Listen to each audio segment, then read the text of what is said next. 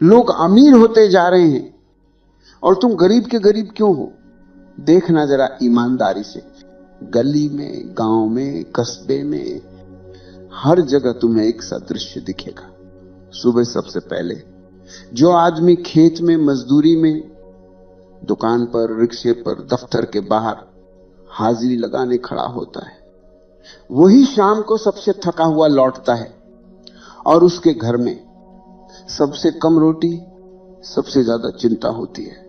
और जो आदमी इतना पसीना नहीं बहाता, जो हर वक्त हांफता नहीं, जो थोड़ा चुप बैठकर देखता है, सोचता है, योजना बनाता है, धीरे धीरे उसके पास जमीन बढ़ती जाती है, दुकानें बढ़ती जाती हैं, नाम बढ़ता जाता है, तुम्हारे भीतर कसक उठती है। मेहनत तो हम ज्यादा करते हैं, फिर अमीर ये क्यों हो रहे? बचपन से तुम्हें एक ही श्लोक रटाया गया, मेहनत करो फल मिलेगा, जैसे ये कोई वेद मंत्र हो जिस पर सवाल करना भी पाप हो। मैं तुमसे पूछता हूं, अगर केवल मेहनत से ही सब होता तो इस धरती पर सबसे अमीर किसान होते, मजदूर होते, खनन में उतरने वाले होते, पत्थर तोड़ने वाले होते।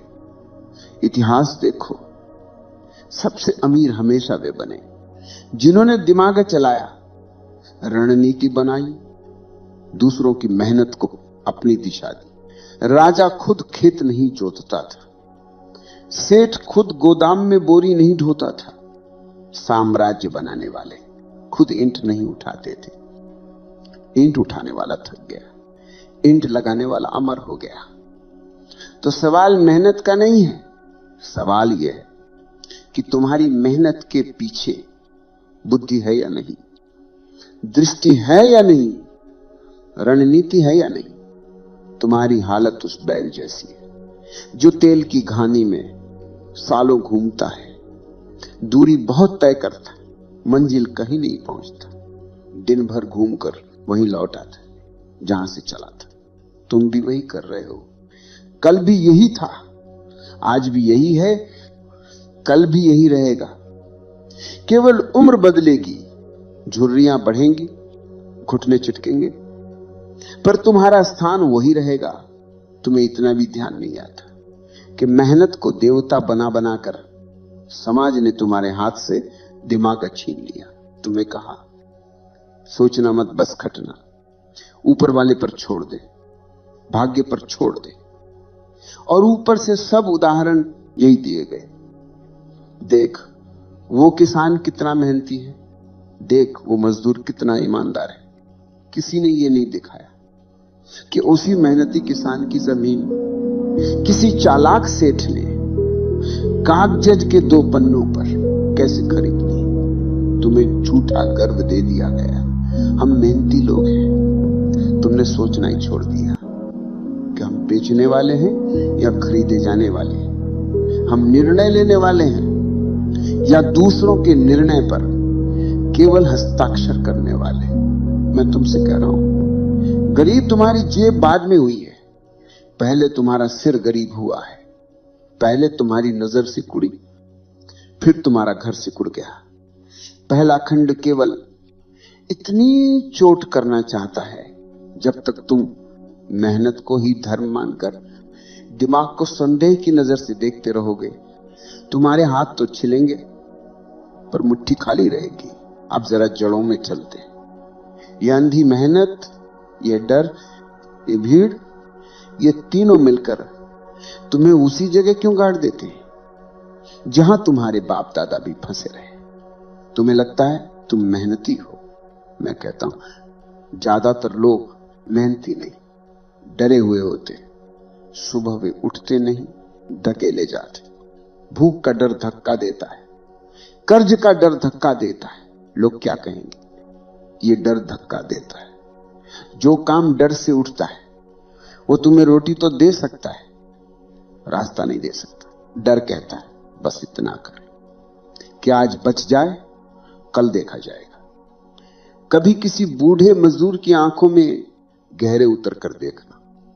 70 साल पुरानी थकान मिलेगी पर भीतर कोई नक्शा नहीं मिलेगा। 70 साल से वो वही चक्कर काट रहा है। ये जो डर है, इसी ने तुम्हारी मेहनत को नौकर बना दिया है, मालिक नहीं बनने दिया। फिर आती है भीड़। इतिहास में भीड़ ने कभी साम्राज्य नहीं बनाया, भीड़ ने केवल जयकारे लगाए। निर्णय हमेशा कुछ जागे हुए दिमागों ने लिए, हजारों हाथों ने बाद में उन्हें निभाया। तुम्हें बचपन से बताया गया, लोग जहां जा रहे हैं वही सही रास्ता है। भीड़ गलत नहीं हो सकती। भीड़ का स्वभाव याद रखना।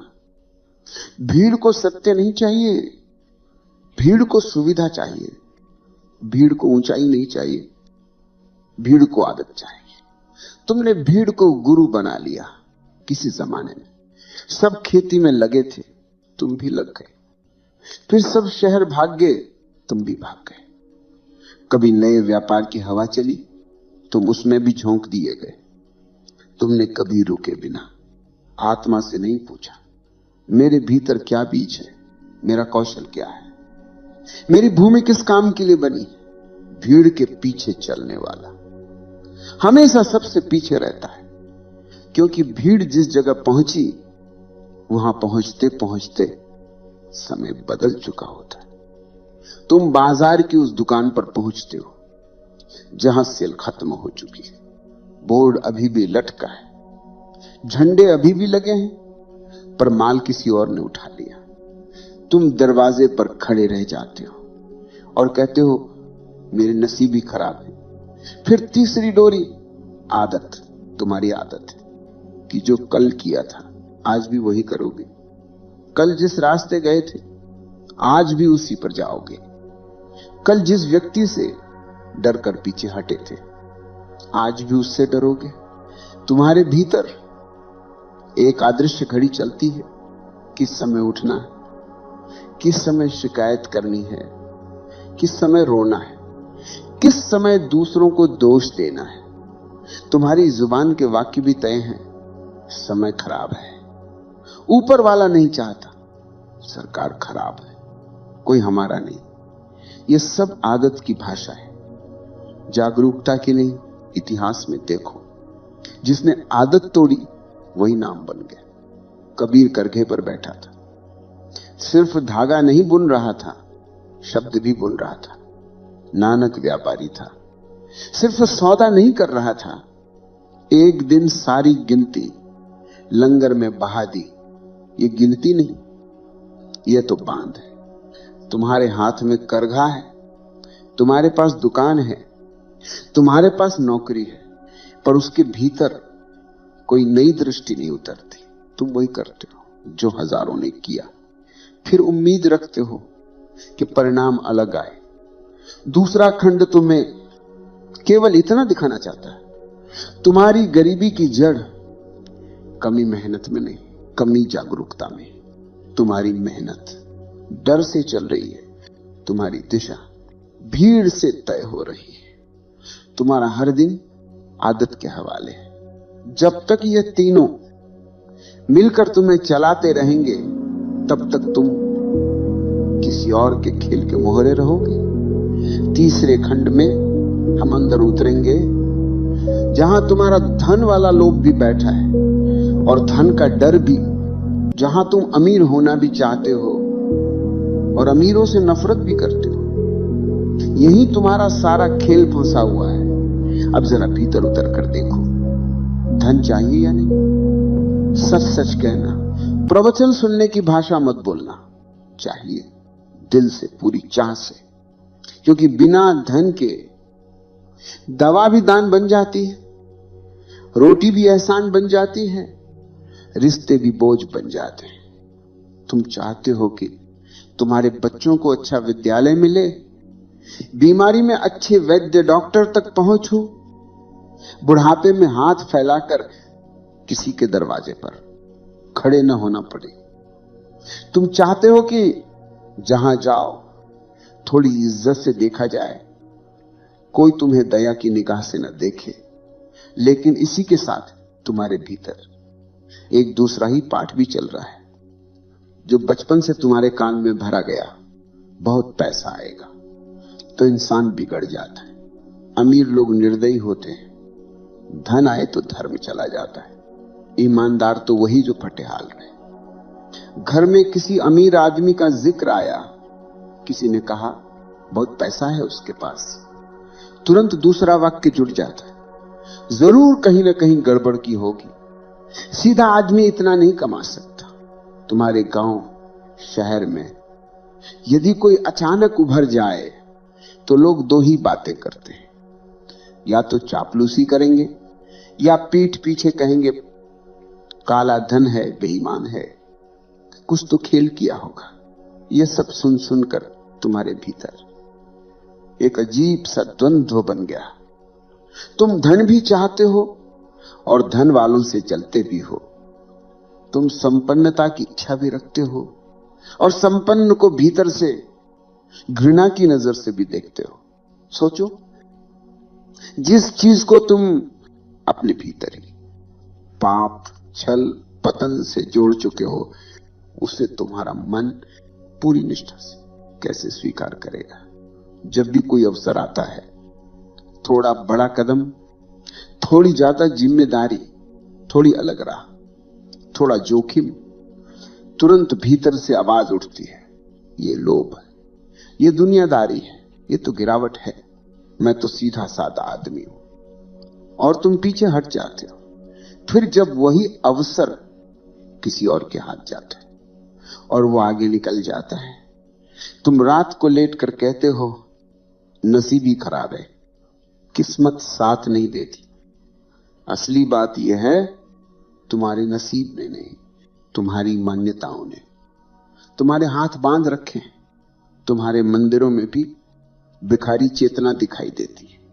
लोग वहां भी सौदा कर रहे हैं, इतना चढ़ाऊंगा उतना दे देना। यह भी धन की ही भूखमरी है। जेब से मंदिर तक हर जगह एक ही रट, दे दे दे। तुम धन के बिना भी धन के गुलाम हो। तुम्हारा दिन धन की शिकायत में कटता है, तुम्हारी रात धन के सपने में कटती है, तुम्हारी बातचीत धन वालों की निंदा में कटती है। यह कैसी विचित्र बात है। तुम जिस चीज को दिन भर गाली देते हो, उसी के लिए रात को प्रार्थना भी करते हो। ये दो विपरीत धाराएं तुम्हें बीच से फाड़ देती, इसलिए तुम्हारे निर्णय कभी पूरे नहीं होते। काम करते हो तो आधे दिल से जोखिम लेते हो, तो आधे भरोसे से कोई अवसर आए तो आधे मन से पकड़ते हो और आधे मन से छोड़ देते हो। जो अमीर होते जाते हैं उनके भीतर ये दोहरी भाषा नहीं होती। वे धन को न देवता बनाते हैं न राक्षस। वे जानते हैं धन बस बल है, जैसे आग है जिससे रोटी भी पक सकती है और घर भी जल सकता है। तुमने आग को सीधे नरक का द्वार मान लिया और ठंड में कांपते हुए गुनगुनाते रहे। कंबल भी नहीं, अवश्य ही ईश्वर की इच्छा है। तृतीय खंड तुम्हें यह दिखा रहा है कि तुम्हारी गरीबी का अधहद हिस्सा बाहर की व्यवस्था का परिणाम हो, पर आधा हिस्सा तुम्हारे भीतर बैठे। इन्हीं टूटे फूटे वाक्यों का है। जब तक तुम्हें धन से प्रेम भी है और धिक्कार भी, तब तक तुम्हारे सभी प्रयास दो घोड़ों पर सवार रहेंगे। एक आगे दौड़ेगा, दूसरा पीछे घसीटेगा और तुम बीच में हीन भाव के साथ धराशायी होते रहोगे। अब जरा और भीतर चलो, जहां पता चलता है कि गरीबी सच में कहां बैठी है, जेब में या सोच में। मैं तुम्हें दो तस्वीरें दिखाना चाहता हूं। पहली तस्वीर, एक साधारण आदमी, कपड़े ठीक ठाक, घर छोटा, कमाई सीमित, पर उसके चेहरे पर एक अजीब सी ठहराव है। बात में साफ साफपन है, आंखों में झुकाव नहीं, सिर सीधा। वो बोलता है तो अपनी जुबान का मालिक लगते हैं, किसी की दया पर नहीं। दूसरी तस्वीर, बहुत नाम वाला, बहुत काम वाला, गाड़ी, बंगला, सब कुछ, लेकिन उसकी आंखें हर समय गिनती कर रही हैं, किसने कितना लिया, मैंने कितना दिया, किसकी क्या नियत है, किससे कितना बचना है। हंसता भी है तो भीतर कांपता है, सौदा भी करता है। तो मन में असुरक्षा बैठी है। अब बोलो, गरीब कौन है? जिसके पास कम है पर भीतर भरोसा है, या जिसके पास बहुत है पर भीतर कांपता बच्चा है, जो हर समय डरता है कहीं सब छिन न जाए। असली गरीबी वो जगह है जहां से तुम अपने निर्णय उठाते हो। यदि तुम्हारे हर निर्णय की जड़ में डर बैठा है, तुलना बैठी है, भीख मांगती नजर बैठी है, तो धन चाहे जितना हो तुम भिखारी ही रहोगे। देखो अपने आसपास कितने लोग हैं जो हर समय यही बोलते मिलेंगे, कमी है, कमी है, कमी है। वो मंदिर जाएंगे तो भी कहेंगे और दे, और दे। घर लौटेंगे तो भी और चाहिए, और चाहिए। उनके मुंह से कभी ये वाक्य नहीं निकलेगा, जो है उसे कैसे रचूं, जो मिला है उसे किस सुंदरता में बदलूं। ये भिखारी चेतना है। इसके लिए कीमत नहीं देखनी, आदत देखनी है। गौतम बुद्ध महल छोड़कर गए क्योंकि बाहर का वैभव भीतर की खाली कटोरी नहीं भर पाया। जनक राज सिंहासन पर बैठे रहे, फिर भी भीतर से मुक्त हुए क्योंकि उन्होंने भीतर की भूख को पहचाना, बाहर की सजावट को नहीं। एक ने बाहरी धन छोड़ दिया, दूसरे ने भीतर की गरीबी छोड़ दी। मुद्दा धन नहीं, मुद्दा यह है कि तुम्हारी चेतना कहां बैठी है। तुम्हारे घर में भले ही 2 ही बर्तन हो, पर यदि तुम्हारी नजर हर समय दूसरों की थाली में है तो तुम गरीब हो। तुम्हारे पास बहुत सामान्य हो, पर यदि तुम्हें एक क्षण भी यह भरोसा नहीं कि जो हूं ठीक हूं, जो है पर्याप्त है, इससे भी सृजन कर सकता हूं, तो तुम भी गरीब हो। गरीब सोच वाला आदमी हर हाल में कमी ढूंढ लेता है। उसे सूरज भी तपिश लगता है, हवा भी बीमारी लगती है, मौका भी धोखा लगता है। समृद्ध सोच वाला आदमी हर हाल में कोई ना कोई दरवाजा ढूंढ लेता है।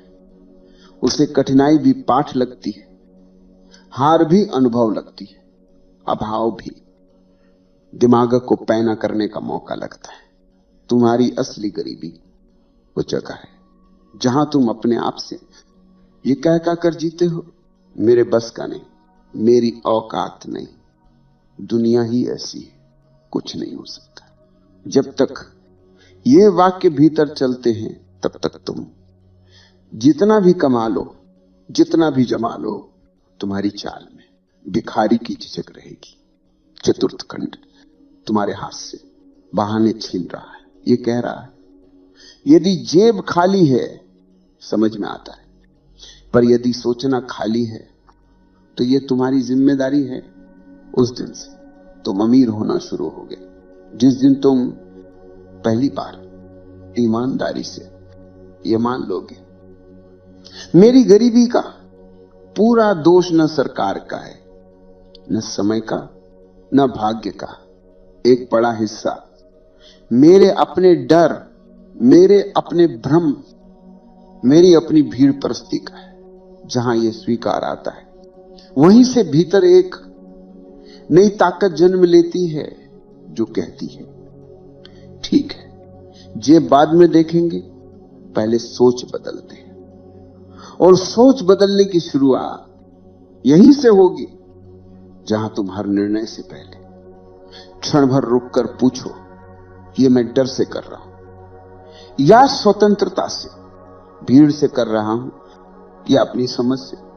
यही से 5वां और 6ठा खंड अपनी बात को आगे बढ़ाएंगे, जहां मेहनत को जागते हुए दिमाग से जोड़ा जाएगा और जहां से असली अमीरी की ओर पहला कदम उठेगा। अब एक बात साफ साफ समझ लो, अगर तुमने मेरी बात से ये निकाल लिया कि मेहनत बेकार है, तो फिर तुमने वही किया जो तुम हमेशा करते रहे हो और सत्य उठा लिया। मेहनत तो सांस की तरह है। जिस दिन आदमी मेहनत से भागने लगे, उस दिन उसकी रीढ़ टूट जाती। ऐसे लोगों की आंखों में तुम्हें हमेशा किसी न किसी जुगाड़, चमत्कार, चिट्ठी भगत, टोने टोटके की चमक दिखाई देगी। वे सोचते हैं कुछ ऐसा हो जाए कि बिना कुछ किए सब हो जाए। यह भी भिखारी चेतना का ही रूप है। मैं मेहनत के खिलाफ नहीं हूं, मैं अंधी मेहनत के खिलाफ हूं।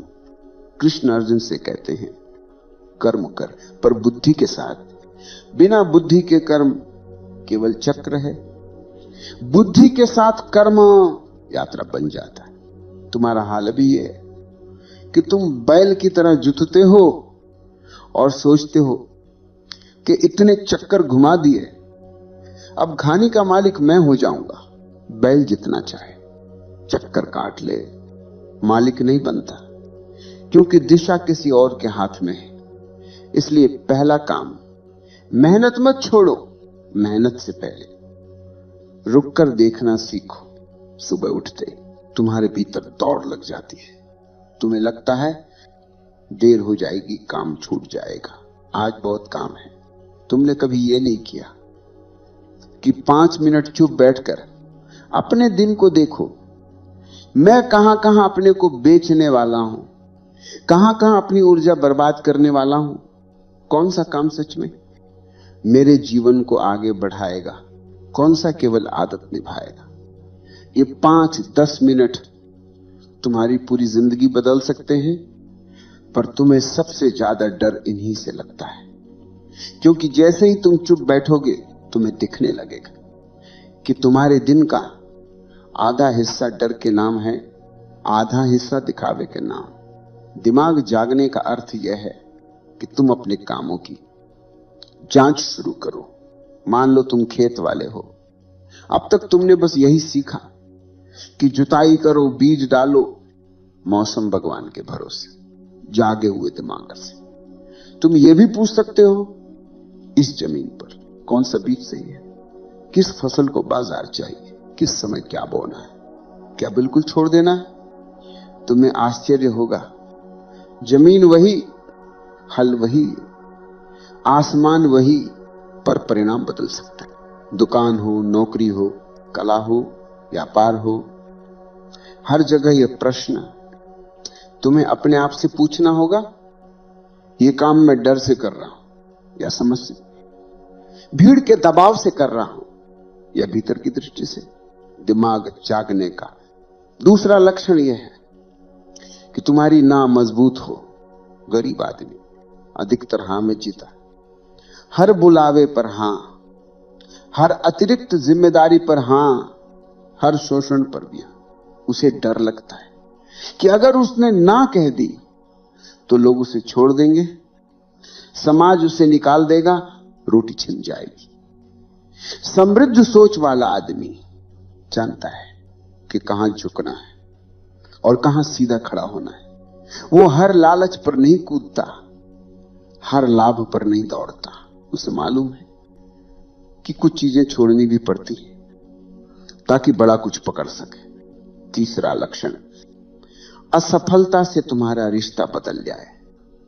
अभी तुम्हारी हालत यह है कि एक बार चूके तो सालों तक रोते रहते हो। जैसे बच्चे को कभी किसी ने कहा था तू कुछ नहीं कर सकता, और वो वाक्य आज तक तुम्हारी हड्डियों में गूंजता है। जागा हुआ दिमाग असफलता को कचरा नहीं, खाद बना देता है। वो देखता है मैं कहां सोया था, कहां मैंने भीड़ की सुनी, कहां मेरा निर्णय डर से हुआ। फिर वो अगली बार उसी जगह ज्यादा आंख खोलकर जाता है। जो लोग ऊपर उठते हैं उनकी जिंदगी में गलतियां तुमसे कम नहीं, तुमसे ज्यादा होती है। बस फर्क इतना है कि वे हर गलती से सीखते हैं, तुम हर गलती से अपने ऊपर ठप्पा लगाते हो। धीरे धीरे तुम्हारी मेहनत अपना धर्म बदलने लगती है। पहले मेहनत तुम्हें थका देती थी, अब मेहनत के साथ समझ जुड़े तो वही मेहनत तुम्हें पैना बनाती है।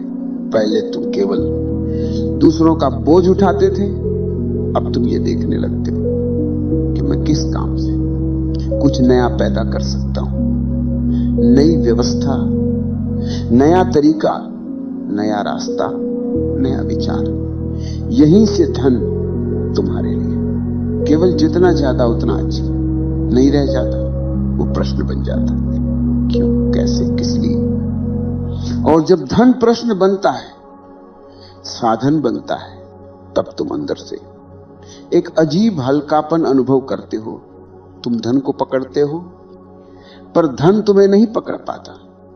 यहीं से सच्ची अमीरी की ओर पहला कदम उठता है। अब जरा कल्पना करो, सब कुछ वैसा ही जैसा अभी है। तुम्हारा घर वही, तुम्हारा काम वही, तुम्हारे लोग वही, पर तुम्हारे भीतर एक बात बदल गई है।